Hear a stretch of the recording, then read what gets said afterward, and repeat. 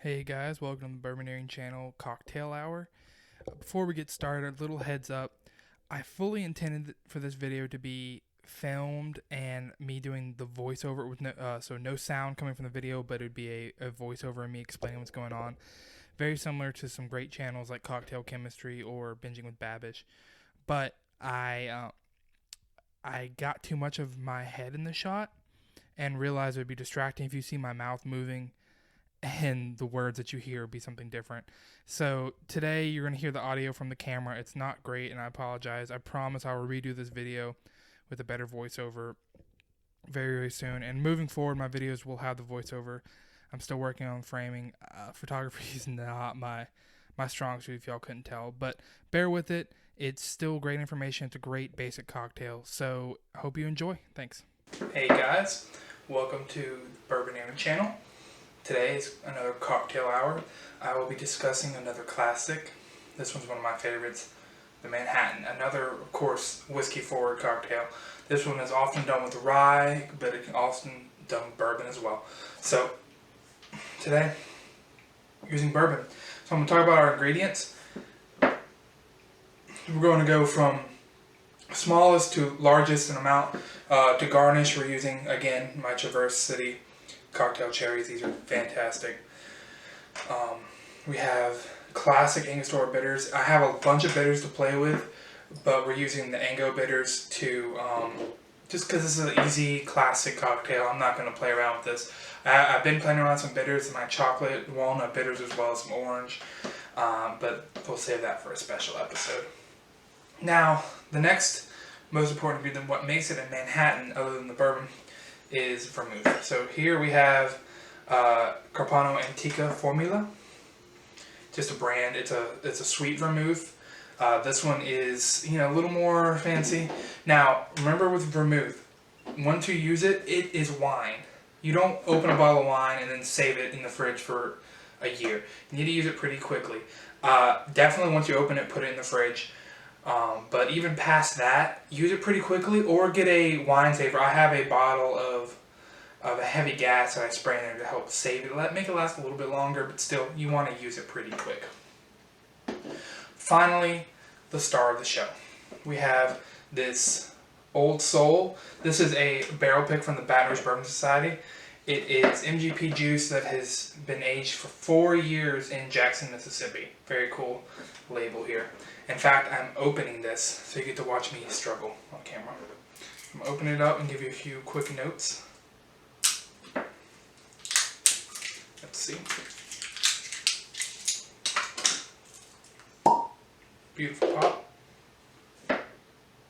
I've actually already had this bourbon. I've sampled. This is my, I have 2 bottles of it, but I had a sample of it beforehand, so this is actually the first time I'm opening my own bottle. Anyway, let's get to the specs. So, Manhattan, you always want to remember 212. So, that's actually the area code of Manhattan, but it's a very easy rule to remember. 2 ounces of your spirit, either bourbon or rye, 1 ounce of your vermouth, and then 2 dashes of bitters. I'm using a regular bottle, so definitely 2 dashes of bitters. So let's start. I like to start with my bitters. So we're going to go 1, 2. Made a little bit of a mess, but that's how I roll. Then we're going to add our 1 ounce of vermouth. Let's see.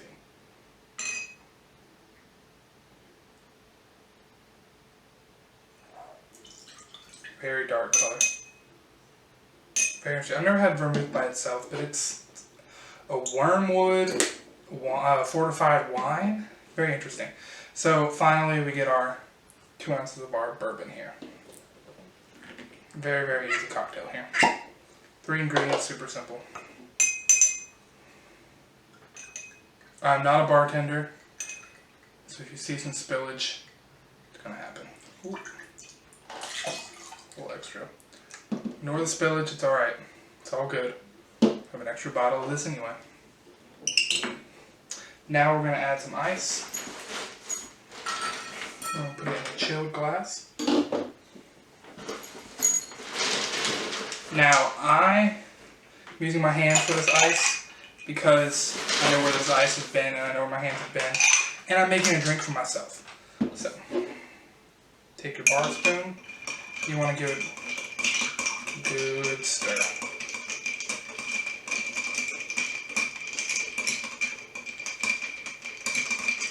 Alright. Now, strain it to our glass. This is a large glass. I would rather put this in a coupe. Do not have a coupe. In fact, they're kind of hard to find. I have some on Amazon coming. But, so, last but not least, the piece de resistance.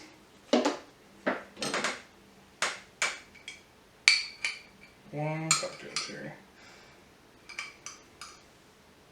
I just drop it right on it and get a little bit, just a little bit of that juice in there. I love that. Some people don't. It definitely adds a sweetness. Again, this is your simple, not a fancy bar. You can put it on a stick and make it look fancy if you wanted to, but cheers.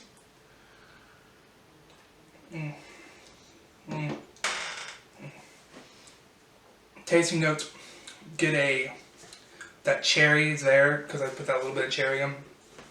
This high rye bourbon works so well because it's almost like using a rye, but you still get a little extra sweetness from the corn.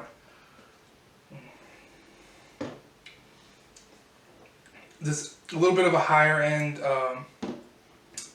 vermouth is perfect. Adds a little bit more of a layer. There's definitely a little bit of bitterness there from the bitters.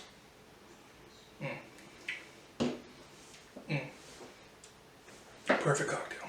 It's fantastic. It's delicious.